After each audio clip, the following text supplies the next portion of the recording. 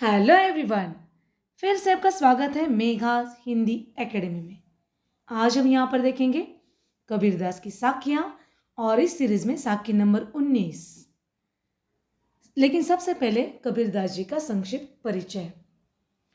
भक्तिकाल की ज्ञान मार्गी शाखा के प्रतिनिधि कवि कबीरदास जी। कबीरदास जी के गुरु का नाम स्वामी रामानंद था। कबीरदास जी पढ़े लिखे नहीं थे, लेकिन वो बहुश्रुत थे। उनकी वाणी बीजक नामक ग्रंथ में संकलित है। उनके द्वारा रचित साखी, रमैनी पद, शब्द इसमें संग्रहित है। कबीरदास जी के ईश्वर के निर्गुण रूप के उपासक थे। उनके अनुसार ईश्वर प्रत्येक हृदय में वास करते हैं। उन्हें मंदिर एवं मस्जिद में ढूंढना व्यर्थ है। भगवान की भक्ति के लिए आडंबर की अपेक्षा मन की शुद्धता एवं पवित्र आचरण की आवश्यकता उन्होंने मानी। कबीरदास जी उच्च कोटि के कवि होने के साथ साथ समाज सुधारक भी थे। उन्होंने अपने काव्य के द्वारा धर्म एवं जाति के नाम पर होने वाले अत्याचारों का डटकर विरोध किया। कबीरदास जी पढ़े लिखे नहीं थे लेकिन उनके काव्य में कला पक्ष का हमें निखार भी नहीं नजर आता। लेकिन वो सुधारक पहले थे और कवि बाद में। कबीरदास जी की भाषा को सदुकड़ी अथवा पंचमेल खिचड़ी भी कहा जाता है, जिसमें अलग अलग भाषाओं का अर्थात ब्रज, पंजाबी, खड़ी बोली, अवधी आदि अनेक भाषाओं का हमें मिश्रण दिखाई देता है। कबीरदास जी हिंदी साहित्य की महान विभूति थे। उनकी कविता में क्रांति का स्वर, समाज सुधार की भावना और एक सच्चे भक्त की पुकार दिखाई देती है। ऐसे कबीरदास जी सिर्फ उन्होंने भक्त और भगवान के बारे में नहीं कहा, तो एक व्यक्ति को अपने आम जीवन जीते हुए किन किन बातों को ध्यान में रखना चाहिए, ये भी बातें उन्होंने बताई। तो उसी के अनुसार आज हम देखेंगे और एक साखी नंबर 19। साखी नंबर 19। गारी ही से उपजे कलह कष्ट और भीच। गारी ही से उपजे कलह कष्ट और भीच। हारी चले सो साधु है, लागी चले सो नीच। हारी चले सो साधु है, लागी चले सो नीच। अब इसकी व्याख्या अर्थ इसका देखेंगे हम।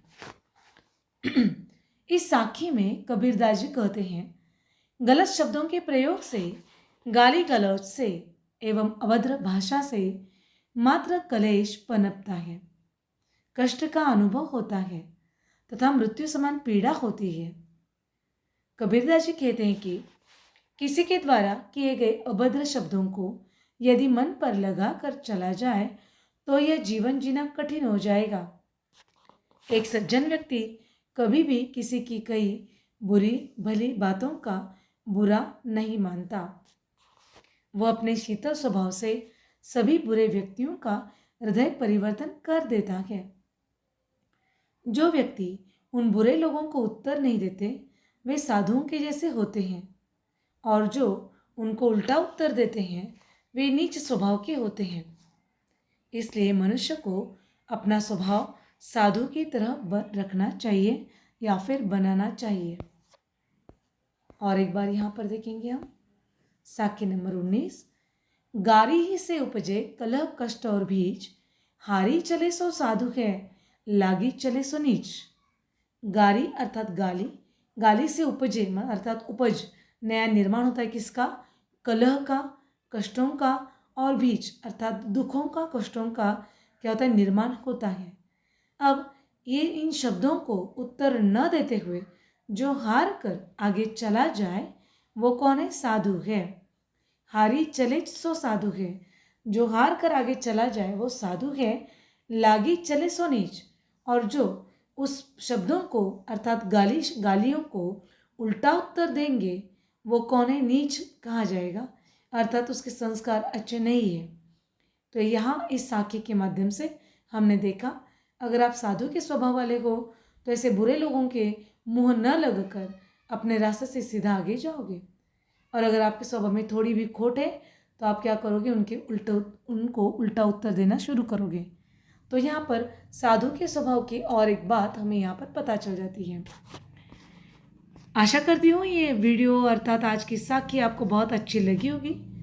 ऐसे नए नए वीडियोस को पाने के लिए, जानने के लिए इस वीडियो को लाइक कीजिए, चैनल को सब्सक्राइब कीजिए कमेंट बॉक्स में अपने कमेंट लिखना ना भूलें और हाँ, बेल आइकन का बटन दबाना ना भूलें ताकि कोई भी नया वीडियो सबसे पहले आपको मिले।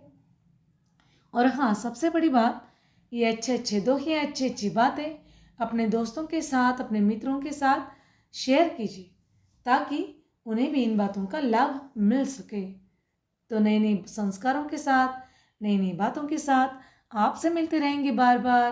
तब तक खुश रहिए, स्वस्थ रहिए। धन्यवाद।